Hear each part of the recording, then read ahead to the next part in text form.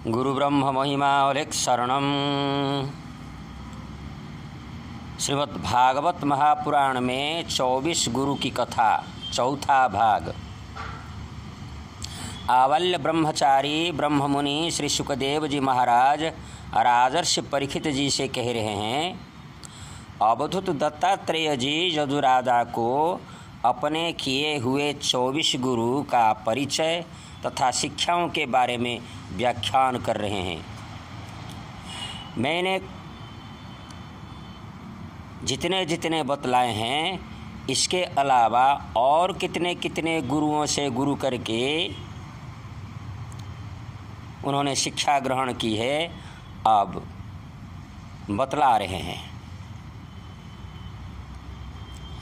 क्वचित कुमारी त्वात्मानं वृणानान् गृहमागतान् स्वयं तान् हरयामास क्वापि यातेषु बंधुषु।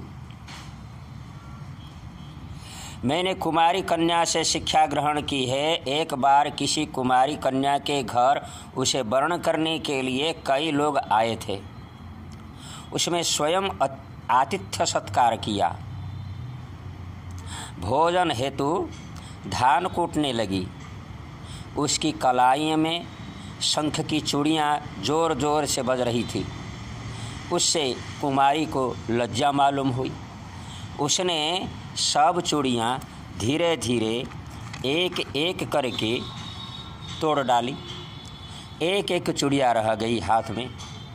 तब और आवाज़ नहीं हुई। अर्थात बहुत लोगों से कलह होता है, अतः अकेले विचरण करना या रहना सबसे शांति है। मन एकत्र संयुज्या जितत् श्वासोजितासनः वैराग्याभ्यास योगेन ध्रियमाण मतन्द्रितः।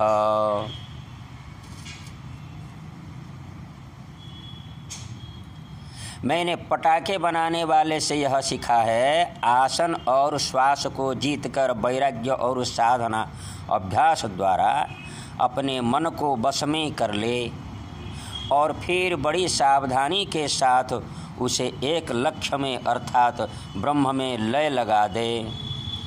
जब परमानंद स्वरूप परमात्मा में चित्त स्थिर हो जाता है, तब वह धीरे धीरे कर्म वासना रूपी धूल को धो डालता है।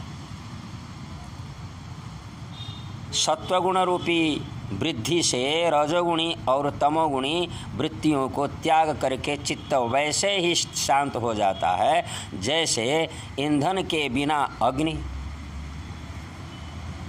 इस प्रकार जिसका चित्त अपने आत्मा में ही स्थिर निरुद्ध हो जाता है, उसे बाहर भीतर किसी मायिक पदार्थों का भान नहीं होता है, बल्कि केवल नित्य निरंतर चित्त वृत्ति एक ब्रह्म में ही स्थिर रह जाता है।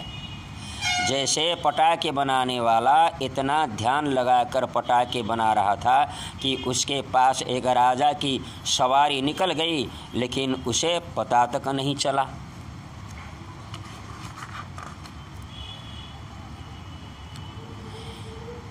एकचार्य निकेतः स्याद प्रमतो गुहाशयः अलक्ष्यमाण आचार्य मुनिरेकोल्पभाषणः।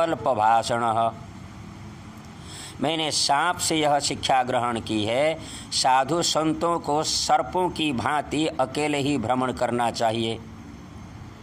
न मंडली न मठ बनाना चाहिए। एक स्थान में न रहे, कभी गुहा में या कभी किसी वृक्ष के नीचे रहकर अपनी साधना में रहे। किसी से सहायता न ले और कम बोले। इस अनित्य शरीर के लिए घर बनाने के झमेले में पड़ना व्यर्थ और दुख की जड़ है। देखो ना, सांप दूसरों के बनाए घर में या बिल में घुसकर बड़े निश्चिंत से तथा आराम से समय व्यतीत कर लेता है।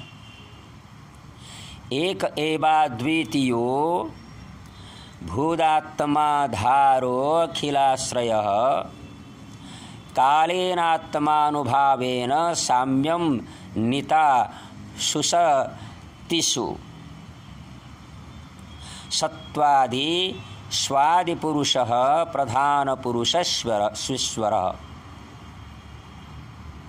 मैंने मकड़ी से यह शिक्षा ग्रहण की है, सबके प्रकाशक और सर्व अंतर्यामी सर्वशक्तिमान परमात्मा के पूर्व कल्प में बिना किसी की सहायता से अपनी ही माया से रचे हुए जगत को कल्प के अंत में काल शक्ति के द्वारा उसे अपने में लीन कर लिया और सजातीय विजातीय और स्वगत भेद से शून्य अकेले ही शेष रह गए।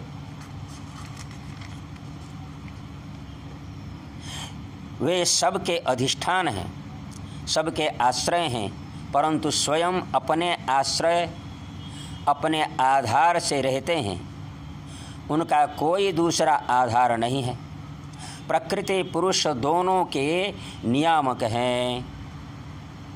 कार्य और कारणात्मक जगत के आदि कारण परमात्मा अपनी शक्ति काल के प्रभाव से सत्व रज आदि समस्त शक्तियों को मायावस्था में पहुंचा देते हैं और स्वयं कैवल्य रूप से एक और अद्वितीय रूप से विराजमान रहते हैं। वे आदि माता तथा ब्रह्मादि देवों से लेकर चंद्र सूर्य आदि सब शरीरधारी जड़ और चेतन सभी के एकमात्र उपास्य हैं। केवलात्मानुभावेन सोमायां त्रिगुणात्मिकां सख्यो भयन सृजत्यादौ तया सूत्र मंदिरम।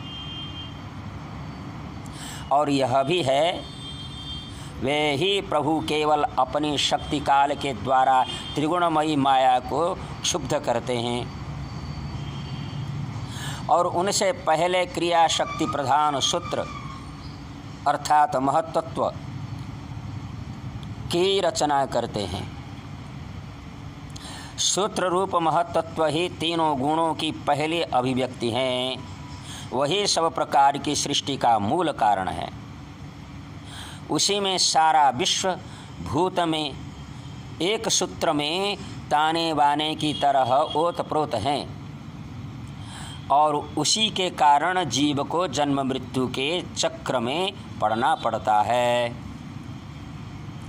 यथोर्नाभिर हृदयादुर्नाम संतस्य वक्त्रतः तया विहृत्य भूयस्तां ग्रसयेवं महेश्वरः।